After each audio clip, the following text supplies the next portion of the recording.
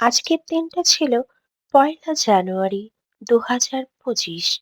আজকের দিনে মাকে নিয়ে চলে গেছিলাম স্বামী দেবানন্দ আশ্রমের মহা উৎসবে। আর এই মহা উৎসবের মূল প্রবেশপথ হচ্ছে এটি। খুব সুন্দর করে সাজিয়ে তুলেছিলেন এবং সেবক সেবিকারা শ্রদ্ধার স্বরে নমস্কার জানিয়ে আমাদের সাধারণ মানুষদের প্রবেশ করছিলেন। এই হচ্ছে সেই উঠান যেখানে স্বামীজির বিভিন্ন বাণী চারপাশে রয়েছে। আর এই উঠানের মধ্যেখানেই আমাদের মতো সাধারণ মানুষদের বিশ্রামের ব্যবস্থাও করা হয়েছে। নমস্কার বন্ধুরা, আমি পায়েল আপনাদের সামনে চলে এলাম ছোট্ট আর একটা ভিডিও নিয়ে। আর স্বামীজির এই আশ্রমের চারপাশে সেবক সেবিকাদের জন্য থাকার জন্য ব্যবস্থা রয়েছে। আর এই হচ্ছে যজ্ঞ মন্দির। আর এখানে ১লা জানুয়ারি সারাটা দিন যজ্ঞ হয় এবং নাম কীর্তন নৃত্যর সঙ্গে সেই দিনটা উদযাপন করা হয়। আর এই আশ্রমটিকে স্বামীজির সেবক সেবিকারা খুব সুন্দর করে আজকের দিনটার জন্য সাজিয়ে তুলেছেন। আপনারা দেখতেই পাচ্ছেন মন্দিরটা কত সুন্দর করে সাজিয়ে উঠেছে এবং শুধু আজকের দিনটার জন্য তারা অনেক আগের থেকেই আশ্রমে আসেন এবং আজকের দিনটা তারা উদযাপন করে এখানে থেকে। আর এই আশ্রমের পাশেই রয়েছে প্রচুর বড় মেলা। আজকের দিনে অনেক মানুষ সেই মেলাতেও আসেন ঘুরতে। আর এই আশ্রমের পাশাপাশিও স্বামীজি পশ্চিমবঙ্গে বিভিন্ন জেলাতে আশ্রম তৈরি করেছেন, যেমন বাঁকুড়া, হুগলি এবং মেদিনীপুর। মেদিনীপুরে তিনি একটি বৃদ্ধাশ্রমও তৈরি করেছেন। আর এই বর্ধমানে আশ্রমের পাশে তিনি দুস্থ গরিব মানুষদের জন্য বাচ্চাদের পড়াশোনার জন্য একটি স্কুল তৈরি করেছেন। আর এই হচ্ছে সেই কুঠির সারা বছর যেখানে স্বামীজির প্রণাম নেওয়া হয়।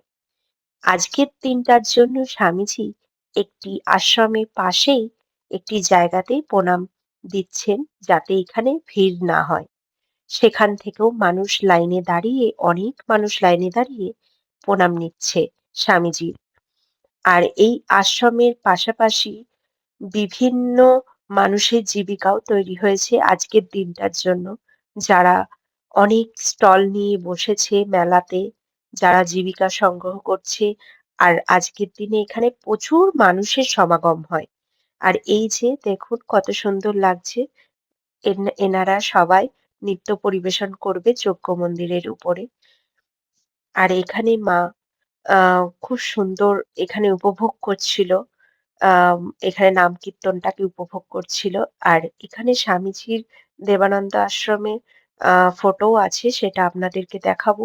আর এখানে স্বামী দেবানন্দ আশ্রমে দেখলাম চারপাশটা খুব সুন্দর করে সাজানো আছে। খুব সুন্দর পরিষ্কার পরিচ্ছন্ন। আর এই হচ্ছে স্বামী দেবানন্দ মহাজি। এখানে বাবার সাথে স্বামী দেবানন্দর সাথে মা একটি ফটো তুলে নিল এবং তাকে প্রণাম জানালো। আর এই আশ্রমে বিভিন্ন মানুষ আজকে সমাগম করে, কারণ এই আশ্রমটি খুবই সুন্দরভাবে গোছানো, সাজানো গুছানো হয়েছে। ভক্তরা এইভাবেই নৃত্য পরিবেশন করছিল সারাদিন ধরে। আমরা এই মনোরম পরিবেশ ছেড়ে যেতে ইচ্ছে করছিল না। তাও পাশের মেলাটা তো ঘুরতে হবে। তাই আমি আর মা চলে গেছিলাম পাশের মেলাটা ঘুরতে। আর এখানে বিভিন্ন রকমের স্টল, খাবারের দোকান নিয়ে বসেছিল সবাই। আর আমরা এখান থেকে প্রচুর জিনিস কেনাকাটা করেছি আর খাবারও খেয়েছি। আর এখানে পাপড়ি চাট একটি দাদা তৈরি করছিল, তাই আপনাদের সাথে শেয়ার করে নিলাম। দেখুন কি সুন্দর তৈরি করছিল।